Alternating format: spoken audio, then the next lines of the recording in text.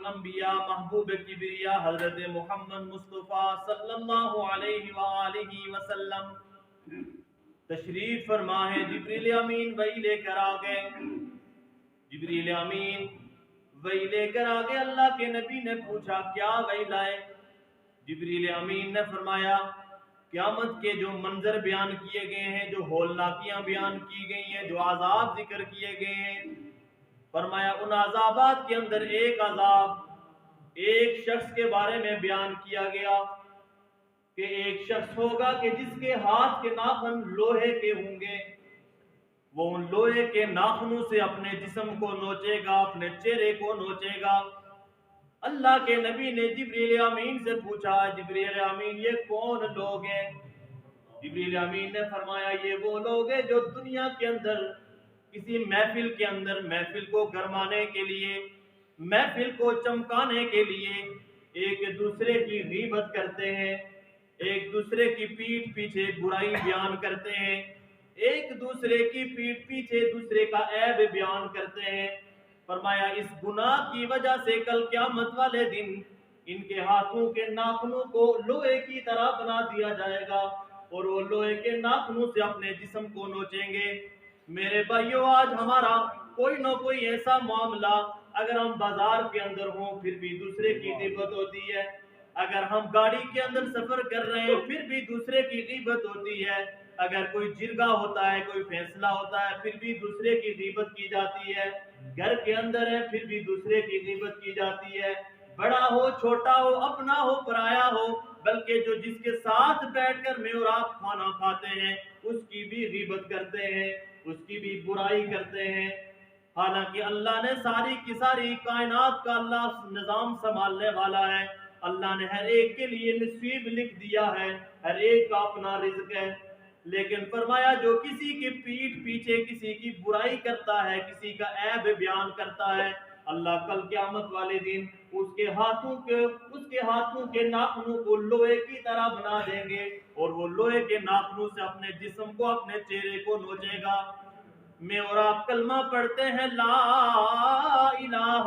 الا اللہ، اللہ فرماتے ہیں اس کلمے کے اندر سارے کے سارے بتوں کو چھوڑ کر ایک اللہ کی عبادت کرنا، ایک اللہ کو اپنا معبود بنانا،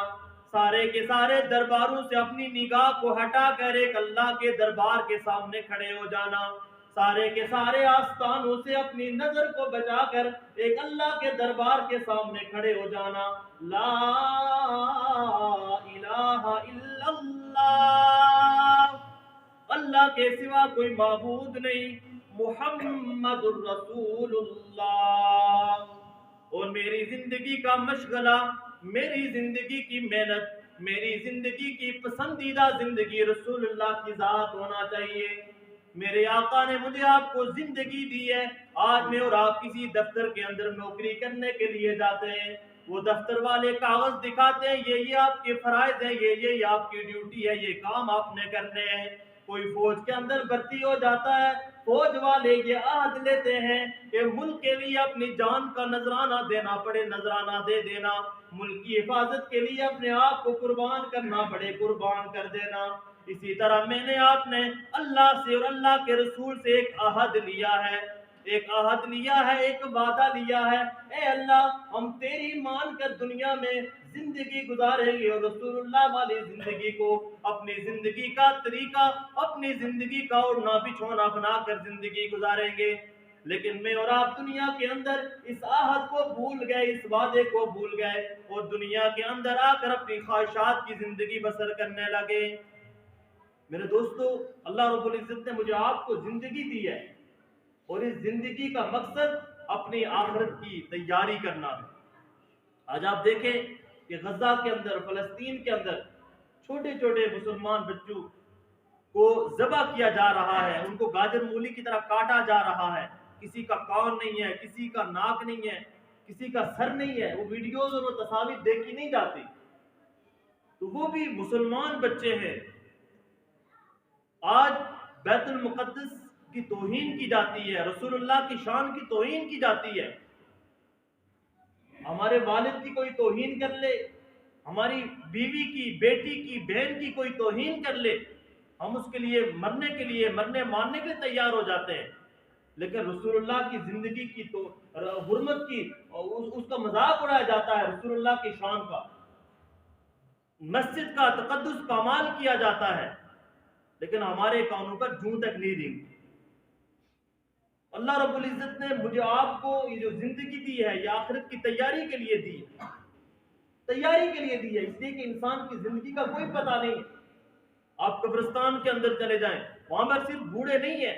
نوجوان بھی ہیں، بچے بھی ہیں، مرد بھی ہیں، عورتیں بھی ہیں،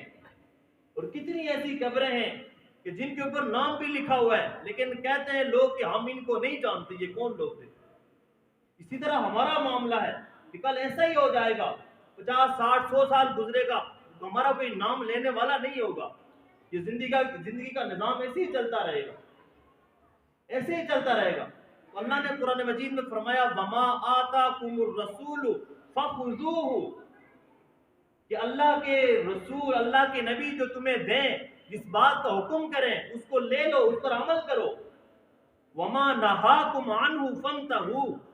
اور اللہ کے نبی جس چیز سے روکیں اس سے رک جاؤ، باز آ جاؤ۔ وَاتَّقُوا اللَّهَ، اور اللہ سے ڈرو، اس لیے کہ ان اللہ شدید العقاب، بے شک اللہ رب العزت سخت سزا دینے والے ہیں۔